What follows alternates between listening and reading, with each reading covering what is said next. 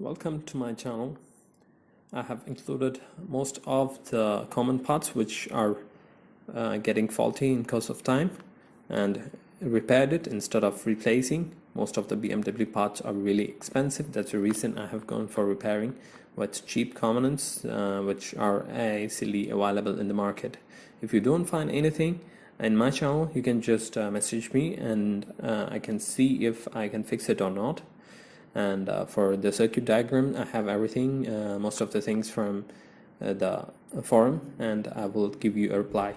Hello, today I'm gonna explain to you about the BMW X5 water pump. This is basically the same for N55 and N54 engines, not only for X5.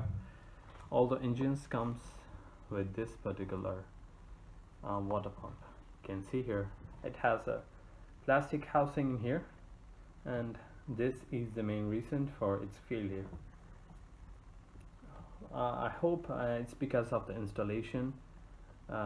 This particular water pump is having water leaks, like when you fit it to the engine and when you connect the hose in here, like you see this hose,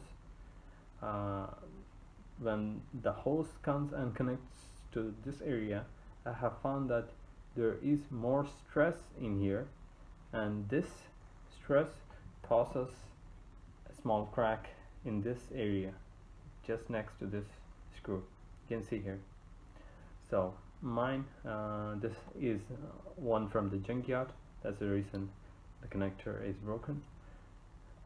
In mine, there was a crack in here, and when I went to the junkyard, I found many models, like mini pumps with a crack in the same location. So I thought to rip mine apart and see what was going on and what's inside. So whoever want to think of repairing a water pump, I would like to say it's an impossible task. If you just want to stop the leak, you can try by using sandpaper. Just make the surface a bit rough, apply Araldite or kind of high temperature glue in here. After that, on top of it, you can try putting super glue and sand, but this has no guarantee how long it will stay. Mine stayed for about a month and it started leaking again. So I went to the shop and bought a new one.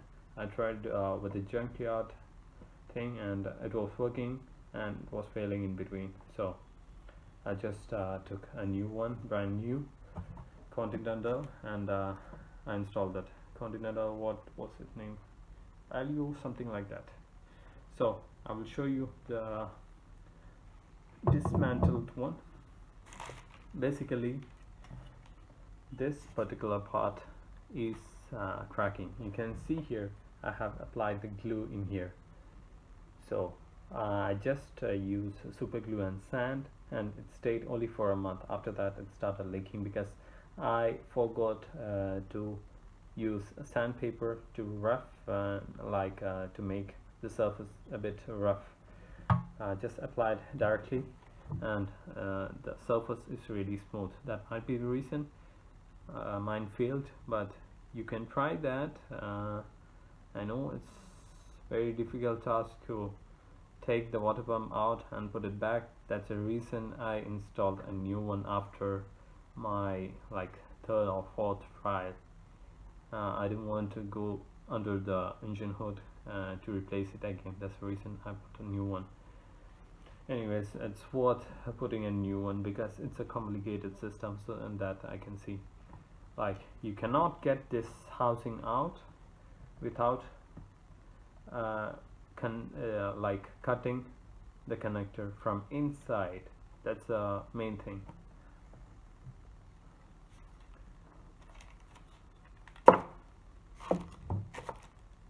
This, I'll show you what I did.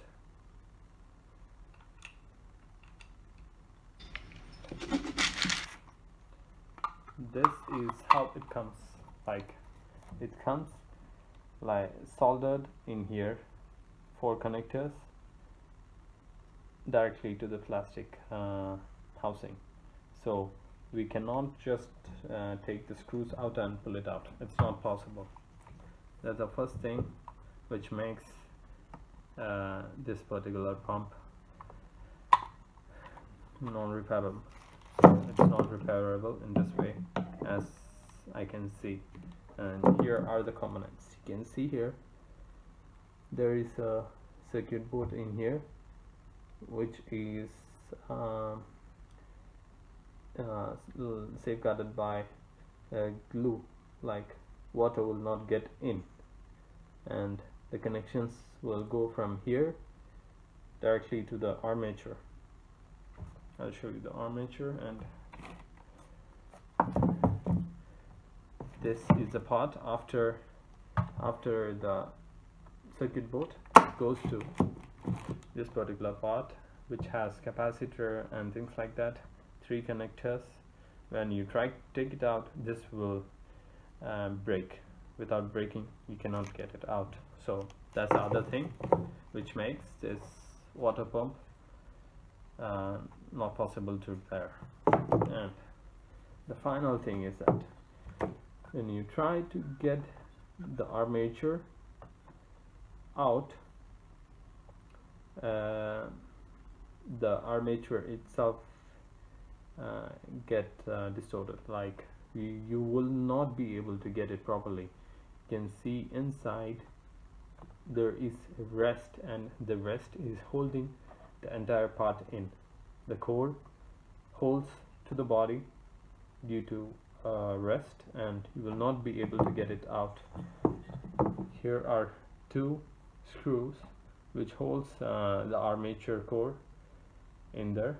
When you take the screw out and try to hit it with something, the coil itself get like damaged. So you will not be able to get it out without breaking these connections. This is the main thing. And when you see from inside, this is the magnet, and it's having high high magnetic field. It's going into this particular housing. It's plastic housing, and inside there is no what do you call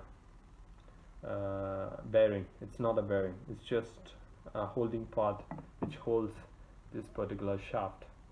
So that's the reason whenever you don't fill it with coolant or proper coolant, it will not lubricate this part, and when it doesn't lubricate, it sticks to the inside of the, I think it's a metal iron holder. That's the reason it gets stuck in here.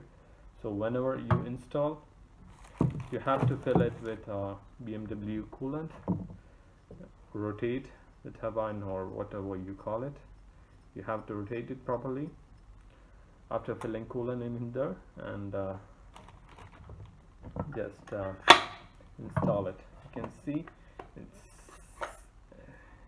it's like having high magnetic field, dangerous to take it out.